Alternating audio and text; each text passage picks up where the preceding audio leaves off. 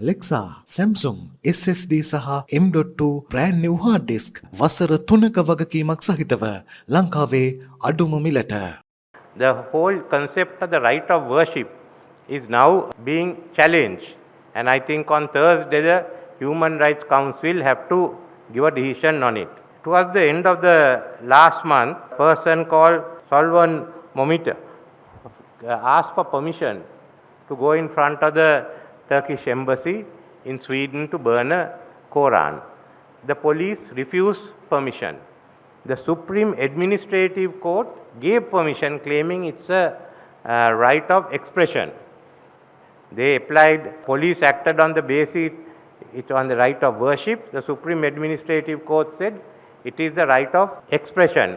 After the burning took place, there was a big outcry. Sweden got pressure from all the countries. We all had to deploy it, we all denounced it. Even Israel came out and said, you can't do this. This is a book concerning the God of Abraham and you can't be involved in it. So, but what did Sweden do? Sweden, of course, said the burning of a holy text is an offensive and disrespectful act and a clear provocation. But then they said constitutionally protected right of freedom and speech, assembly, expression has to be safeguarded. Now, on one hand, we are saying it's the freedom of worship that has been violated, and they say no, this is the freedom of expression, it should be safeguarded. As reactions came from government, some of the Western governments said this is freedom of expression. It comes under while they deplored that, they brought it under freedom of expression. So as a result, Pakistan has now gone before the Human Rights to Geneva for the Human Rights Council and moved a motion that this is a violation of the international human rights law. That is being taken up on the 13th, the Thursday, in Geneva. Now, this is the question that is rising. We all treat this as a violation of the freedom of worship. But there is an attempt to bring this under freedom of expression.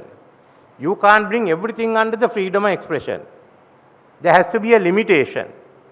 But this seems to have been the Western line because some of the international NGOs are saying if this resolution is passed, it will be a setback to the West. This is not a question of West or East or North or South.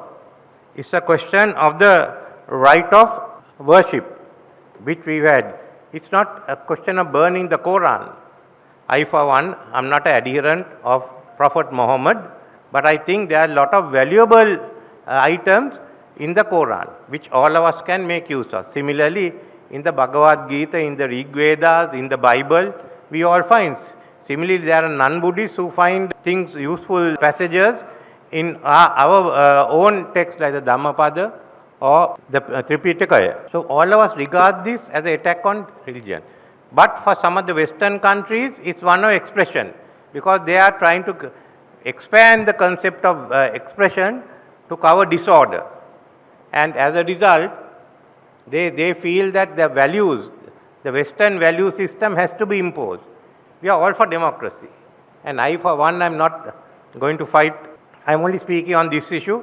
I am not speaking on another issue about Sri Lanka because I have accepted the fact that we have not fulfilled all our obligations according to the agreement signed between former President Mahinda Rajapaksa and the former UN Secretary General Ban Ki-moon, and that we will fulfill it. So we have decided whatever be our views, let's go ahead and fulfill our obligations. Now what we are asking the human rights in Geneva is, why are you silent? Why hasn't the Commissioner made a statement? Why are you going to wait for a vote? Now this is an important issue for all of us. What is the value system we are going to follow? Our judicial power and our sovereignty comes from the people. But as a member of the UN, we have to follow the Declaration of Human Rights. But then, what is the value system we follow? We have so far followed whatever has been said by the Human Rights Council in Geneva. But now a question comes, it all depends on what position will they take. Your freedom of worship cannot be challenged. You can't give it another interpretation and cover the freedom of worship by the freedom of expression. The Human Rights Declaration was a result of President Roosevelt's 4 freedoms. And in the first freedom was freedom of speech and expression. The second freedom, as he said, freedom of every person to worship God in his own way. Then he accepted the fact that people must be able to worship whichever way he said worship God. When it came to the declaration, it became religion and belief. So it's very, very clear if you look at what President Roosevelt has said, that this is a violation of the freedom of worship. If you are going to say that this, if you are going to excuse this act on the basis of freedom of expression, then basically you have to rewrite history about Adolf Hitler, who burnt all the books and many of the Jewish cathedrals, and make him a Nobel Prize winner. So one of the two. So now we have come to this stage. Now what are we going to do? Let's look at what is going to take place on Thursday. If the Human Rights Council gives in to pressure and says this is a freedom of expression, then there will be a total break between most of us in the South and the Western value systems. On the other hand, if they say this is a violation of freedom of worship, then they must define the limits of freedom of expression. It's a question of freedom of expression and public calm. What is it that you have to follow? So this is the issue that is coming up there. But I have asked the government, I have asked the foreign minister that we should also take it up in the Commonwealth. Let's take it up in the Commonwealth.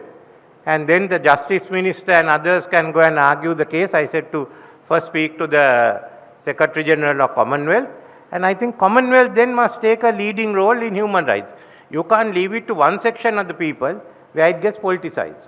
It has to be the right of all the people. So this is a big test. Are the Human Rights Council going to accept the freedom of worship and put limitations on the freedom of expression? Are they not going to do it? Nevertheless, this is the beginning, I think, of us trying to get our own values, the values of the global South, into the Human Rights Council where it has to be respected. This was a very important issue, and since I have instructed the Foreign Ministry to go ahead and first to oppose it in Geneva, any attempt by the West to change it, to support the Pakistani resolution, and we as a country to take the first step with the Commonwealth, because as a country we all know the Buddha said treat every religious leader with respect, and that's all that we are asking for. So let's come to the forefront on this issue within the Commonwealth, and I thought being among the Kalukot Karyas, I'll first tell them what we are going to do.